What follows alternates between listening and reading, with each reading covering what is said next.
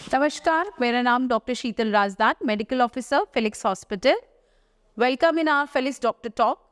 आज हम हमारे डॉक्टर टॉक में बात करेंगे राइनोप्लास्टी की। आपने बहुत बार सर्च किया होगा राइनोप्लास्टी के बारे में, बहुत बार आपकी क्वेरीज शायद कंप्लीट भी हो गई हों, बट कहीं ना कहीं गूगल हमारी पूरी इन्फॉर्मेशन नहीं देगा, जो इन्फॉर्मेशन आपको एक डॉक्टर के थ्रू मिल सकती है।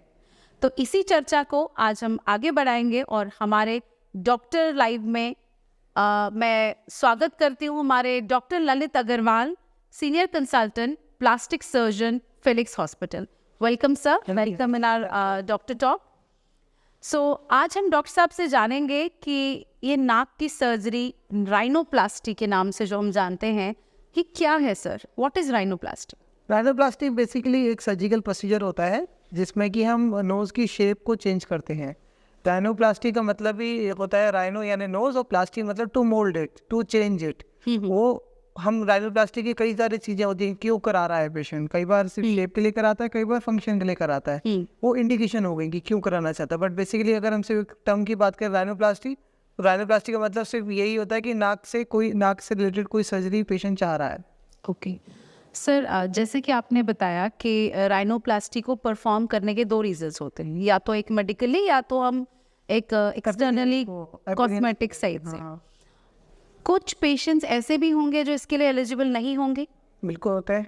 कुछ पेशेंट्स ऐसे होते हैं कि जो ऑलरेडी कई बार सर्जरी करा चुके हैं। जैसे कि अगर हम दो क्लास ऑफ पेशेंट्स की बात कर रहे थे, एक कॉस्मेटिक पेशेंट्स और एक फंक्शन के लिए, जैसे किसी को जैसे ब्रीदिंग इश्यूज़ हैं या कोई और मेडिकल रीजन से वो अपनी नोज़ की सर्जरी कराना चाहता है। कई बार नोज़ पूरी डिफॉर्म्ड है, या कई बार कोई पोस्ट ट्रॉमा के बाद कहीं चोट लग गई थी, नाक का कोई हिस्सा चला गया है, तो उसमें जब हम सर्जरी कर रहे हैं तो उसको रिकन्स्ट्रक्टिव राइनोप्लास्टी कहते हैं। ठीक है, बात करते हैं कॉस्मेटिक की। तो कुछ पेशेंट्स ऐसे होते हैं कि वो कई बार अपनी सर्जरी करा चुके हैं, 3 बार 4 बार 5 बार राइनोप्लास्टी करा चुके हैं, उसके बाद भी सेटिस्फाइड नहीं है, तो ऐसे पेशेंट्स एलिजिबल नहीं हैं फिर से राइनोप्लास्टी के लिए। यानी अगर हम सादी भाषा में बात करें तो जो पेशेंट्स का एक्सपेक्टेशंस अनरियलिस्टिक है, वो उम्मीद से ज़्यादा इंप्रूवमेंट चाहते हैं अपनी नोज़ के अंदर, वो पेशेंट्स एलिजिबल नहीं होते राइनोप्लास्टी के लिए। सर, क्या एज कोई एक फैक्टर होता है जिस पे हम कॉस्मेटिक सर्जरी कंसिडर करते हैं? डेफिनेटली अगर हम राइनोप्लास्टी की जैसे बात कर रहे हैं, राइनोप्लास्टी में 16 ईयर्स मिनिमम एज क्राइटेरिया मान के चलते हैं, क्योंकि जो फेस की ग्रोथ होती है, जो नोज़ की ग्रोथ होती है, वो 16 ईयर्स तक मानी जाती है कि कंप्लीट हो जाती है। तो 16 to 18 की रेंज लेके चलते हैं हम, डिपेंडिंग अपॉन द डिफॉर्मिटी या डिपेंडिंग अपॉन दी कॉस्मेटिक। अगर कॉस्मेटिक सर्जरी है तो नॉर्मली 18 के बाद ही कंसिडर करते हैं। बट हाँ, अगर कोई करेक्टिव सर्जरी करा रहे हैं किसी, जैसे नॉर्मली कुछ बच्चों की होंठ कटे हुए आते हैं, उनके साथ उनकी नोज़ भी डिफॉर्म्ड होती है, तो वो उन केसेस में भी राइनोप्लास्टी की जाती है। ठीक है, तो वो राइनोप्लास्टी से हम 16 की एज पे कंसिडर कर सकते हैं। बट अगर कोई सिर्फ कॉस्मेटिक राइनोप्लास्टी देख रहा है तो definitely after the patient is major, okay तो after the age of 18 years ही हम उसको कंसिडर करते हैं फॉर सर्जरी। ओके सर, ये राइनोप्लास्टी कुछ टाइप्स की भी होती है क्या? राइनोप्लास्टी की बेसिकली सर्जरी की अगर बात करें तो दो तरह से राइनोप्लास्टी की जाती है, एक ओपन राइनोप्लास्टी होती है और क्लोज राइनोप्लास्टी होती है। ओके तो आप दोनों में फ़र्क समझेंगे कि फ़र्क क्या होता है। ओपन का मतलब खोल के, यानी हम नोज़ को यहाँ से कट करके पूरी स्किन को लिफ्ट कर लेते हैं, तो that is called as open rhinoplasty. और एक होती है क्लोज राइनोप्लास्टी। क्लोज राइनोप्लास्टी में इंसिजन जो होते हैं वो अंदर की तरफ होते हैं, नोज़ की अंदर की तरफ से इंसिजन देते हैं, तो बाहर की तरफ कोई निशान नहीं आता, पूरी नोज़ की स्किन को हम लिफ्ट नहीं करते। अब अगर हम इंडिकेशंस की भी बात करें कि क्लोज कब करेंगे, ओपन कब करेंगे, तो डेफिनेटली पेशेंट की भी एक चॉइस होती है। दूसरी बात है कि हम कब, इंडिकेशन पे भी डिपेंड करता है कि कितना काम कराना है। अगर नोज़ में बहुत थोड़ा सा माइनर करेक्शंस कराने हैं, सिर्फ डॉर्सल हम्प है या छोटा सा कोई करेक्शन कराना है, तो वो क्लोज राइनोप्लास्टी से अप्रोच किया जा सकता है। बट हाँ, अगर कोई पोस्ट ट्रॉमेटिक नोज़ है, पहले नोज़ में चोट लगी हुई है, या काफ़ी ज़्यादा टिप पे काम करना है, या काफ़ी ज़्यादा डिफॉर्म नोजेस है, तो ऐसी नोजेस में usually open rhinoplasties are indicated. Okay sir, कोई डिफरेंस क्या है सर, सेप्टोप्लास्टी एंड राइनोप्लास्टी, दोनों में क्या डिफरेंस है? सेप्टोप्लास्टी सिर्फ सेप्टम से डील करता है, जो नोज़ के बीच में जो हमारा सॉफ्ट बोन होती है, जैसे अगर हम नॉर्मल भाषा में कहें तो एक हार्ड हड्डी, एक हड्डी होती है हार्ड, और एक सॉफ्ट हड्डी। सॉफ्ट हड्डी जो कॉमन लोग कहते हैं, वैसे तो उसका नाम कार्टिलेज होता है ना, सेप्टल कार्टिलेज कहते हैं हमारी मेडिकल लैंग्वेज में, पर आम जनता उसको सॉफ्ट हड्डी के नाम से समझती है कार्टिलेज को। तो जो सेप्टल कार्टिलेज होता है, यानी सॉफ्ट हड्डी जो होती है, अगर वो टेढ़ी है हमारी, तो अगर उसको जो सीधा करने का प्रोसीजर होता है, that is called as septoplasty. तो सिर्फ सेप्टम को ही करेक्ट किया जाता है उसमें, सेप्टोप्लास्टी में। और राइनोप्लास्टी बेसिकली शेप चेंज जो करते हैं, बाकी चीजें अगर करनी है, जैसे बोन को अगर नोज को नैरो करना है, टिप को अगर शार्प करना है, टिप को लिफ्ट करना है, ड्रूपी नोज है, अगर और कोई चीजें चेंज ये सारी चीजें तो वो राइनोप्लास्टी में है। तो नॉर्मली कई बार कंबाइंड प्रोसीजर भी होता है, that is called as rhinoseptoplasty, okay जिसमें हम सेप्टल करेक्शन भी करते हैं, साथ साथ में में नोज की शेप को भी चेंज करते हैं। तो हम दोनों चीजें भी कई बार कंबाइन कर देते हैं। तो नॉर्मली जो पेशेंट्स की थिंकिंग होती है वो ये सोचते हैं कि सेप्टम का काम है, तो वो नॉर्मली ईएनटी पर्सन्स के पास जाते हैं। कुछ ईएनटी सर्जन है वो भी अच्छी राइनोप्लास्टीज कर रहे हैं, बट डेफिनेटली हम लोग भी राइनोसेप्टोप्लास्टी दोनों करते हाँ, हैं। इसीलिए मेरा ये क्वेश्चन था आपको कि मैक्सिमम पेशेंट जो सेप्टोप्लास्टी वाले होते हैं वो ईएनटी स्पेशलिस्ट के पास जाते हैं, but for specifically for the rhinoplasty you have to go for a plastic surgeon और कॉस्मेटिक सर्जन। सर बात करेंगे ब्रीदिंग, क्या इससे कोई ब्रीदिंग में इम्प्रूवमेंट होती है? डेफिनेटली जैसे अभी हम बात कर रहे थे, तो इससे पहले सवाल में हम सेप्टोप्लास्टी की बात कर रहे थे। तो जो पेशेंट सेप्टोप्लास्टी कराते हैं वो बेसिकली ब्रीदिंग इशू से सफर कर रहे होते हैं, क्योंकि जब सेप्टम एक तरफ को डेविएटेड है तो एक तरफ की नोस्ट्रिल क्लोज रहती है और एक तरफ की नोस्ट्रिल ओपन रहती है। राइट, तो एक तरफ से जो नोस्ट्रिल, बिकॉज सेप्टम जो डेविएटेड है उसकी वजह से नोस्ट्रिल क्लोज होने की वजह से ब्रीदिंग में इशू रहता है। जब सेप्टम को आप सीधा कर देते हो तो दोनों नोस्ट्रिल्स इक्वली ओपन हो जाते हैं और ब्रीदिंग काफ़ी हद तक इंप्रूव हो जाती है। इम्प्रूव हो जाती है। सर राइनोप्लास्टी को आप क्या मानेंगे, एक सिंपल सर्जरी और एक कॉम्प्लेक्स सर्जरी? नहीं, राइनोप्लास्टी डेफिनेटली कोई सिंपल प्रोसीजर नहीं है, it's a very complex procedure. सबसे पहले तो समझे राइनोप्लास्टी हम नोज पे कर रहे हैं, है ना। फेस का सबसे प्रोमिनेंट पार्ट नोज है। अगर आप नोज पे अगर 1 mm या 2 mm की भी गलती करते हैं तो that is more clearly appreciable as compare to the other body parts.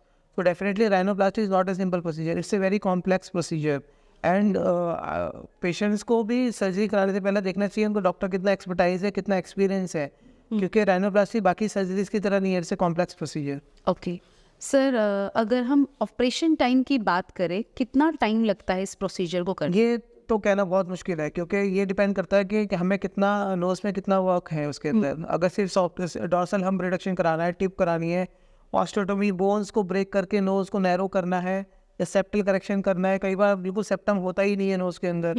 अगर जो सॉफ्ट हड्डी है वो कई बार ख़त्म हो जाती है, तो उसमें कई बार हमें रिब से कार्टिलेज निकाल के डालना पड़ता है, या रिब से बोन्स जो कहते हैं सॉफ्ट बोन को निकाल के हमें नोज के अंदर डालना पड़ता है। तो अगेन इट विल डिपेंड कि कितना प्रोसीजर करना है, तो टाइम फ्रेम उसी हिसाब से डिपेंड करेगा कि जितना काम हमें करना है उसके हिसाब से टाइम फ्रेम डिसाइड होता है। बट यूजुअल अगर बात करें एक नॉर्मल टाइम फ्रेम तो 3 से 4 घंटे की 3 से 4 घंटे की सर्जरी होगी। एंड पोस्ट स्टॉप में हमें पेशेंट को हॉस्पिटल में स्टे करना पड़ेगा? अगेन वही डिपेंड करेगा कि कितना काम किया है। अगर हमने सिर्फ डॉर्सल हम रिडक्शन किया है, थोड़ा माइनर करेक्शंस किए, तो डेफिनेटली पेशेंट शाम को भी डिस्चार्ज कर सकते हैं, जैसे day care, sort of a day care surgery. Morning में ऑपरेट करके बाय इवनिंग 6-8 आवर्स की ऑब्जर्वेशन के बाद we can send patient to home.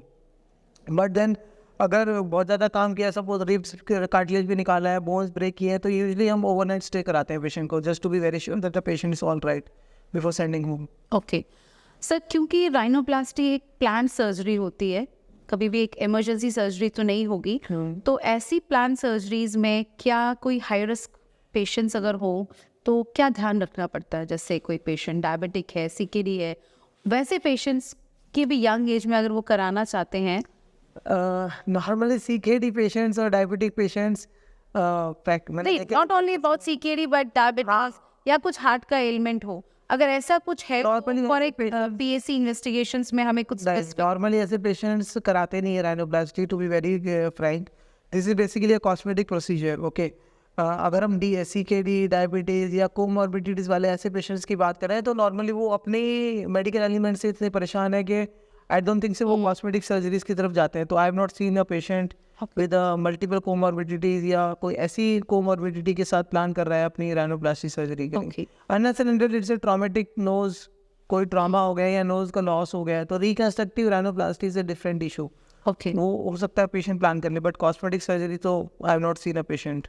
Okay, and in this rhinoplasty कोई ओपन स्कार वगैरह सर रहता है स्टिच का? डेफिनेटली अगर हम ओपन राइनोप्लास्टी कर रहे हैं तो इधर नीचे की तरफ on the under surface of nose एक छोटा सा स्टेप टाइप का एक कट आता है, बट ओवर अ टाइम वो भी काफ़ी फेड ऑफ हो जाता है, so it's not a troublesome scar.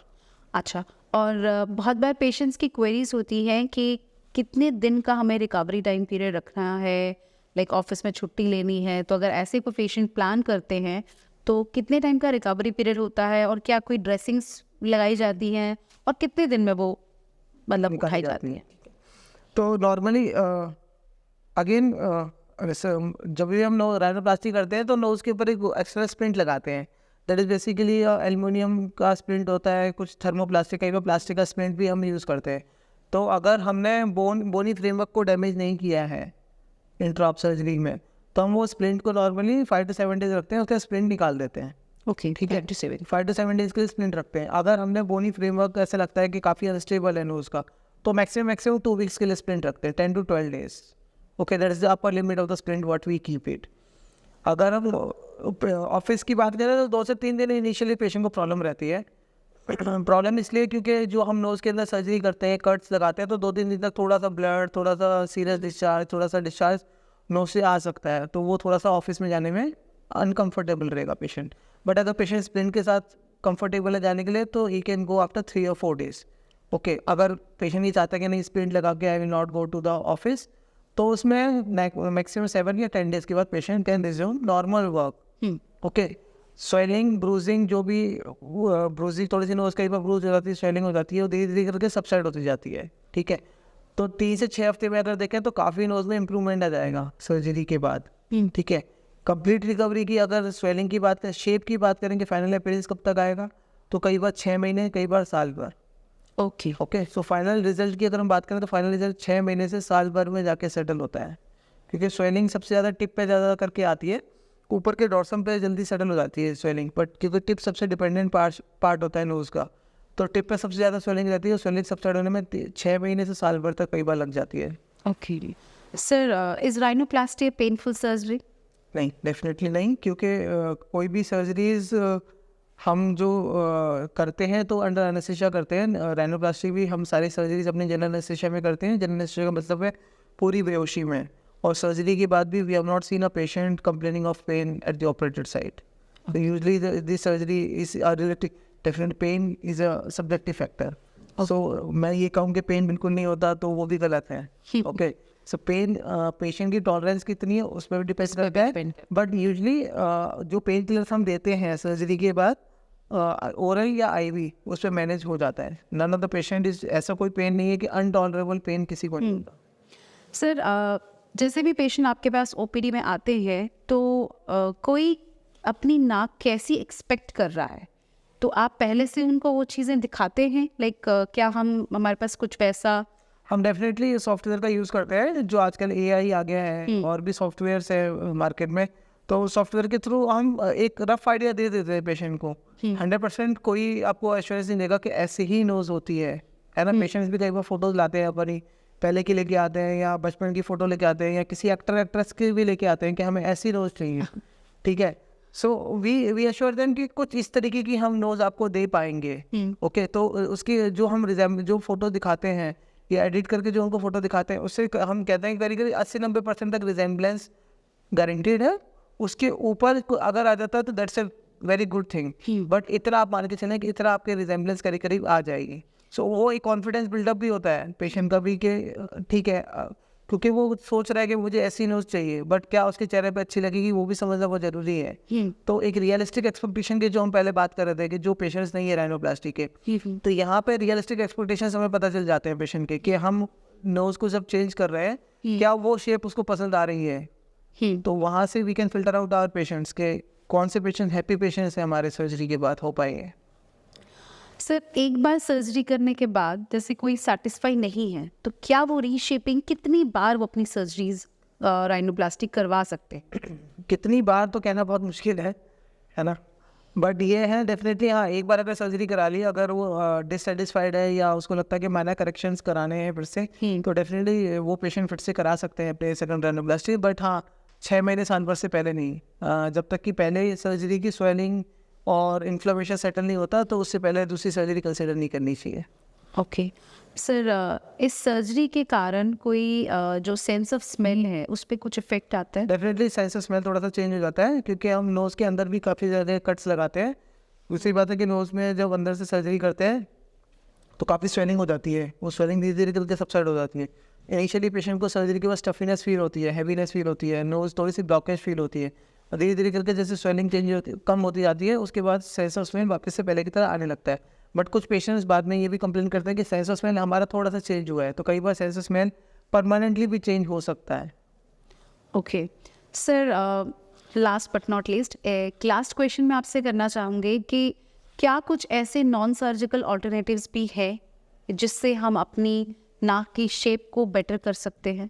Definitely अगर कोई छोटा मोटा करेक्शन देख रहा है, जैसे आजकल डॉर्सल हम का करेक्शन है या डॉर्सल ऑगमेंटेशन है, ये सब चीज़ें फिलर से भी हो जाती हैं। कुछ कुछ जो ये होती है टिप होती है, कुछ कुछ पेशेंट की टिप थोड़ी सी नीचे जा रही है, ड्रूपी नोज है, तो उसमें थ्रेड लिफ्ट भी कर रहे हैं। ओके, तो थ्रेड लिफ्ट से भी नोज को रीशेप कर सकते हैं। फिलर्स भी यूज़ कर रहे हैं। Is that a OPD procedure और That's an OPD procedure. That's an OPD That procedure. can be done in the OPD. Okay, thank you so much sir, thanks a lot for your time. So ये थे हमारे साथ doctor Lalit Agarwal, senior consultant plastic surgeon Felix hospital. अगर rhinoplasty के regarding आपके कोई भी queries हैं, जो क्वेश्चंस हमने कवर नहीं किए हों, या आपके मन में कोई भी डाउट हो, कोई भी क्वेरी हो, तो प्लीज़ आप हमारे कमेंट बॉक्स में अपना क्वेश्चन लिखें, अपना फ़ोन नंबर लिखें, हम खुद आपके कॉल का जवाब देंगे।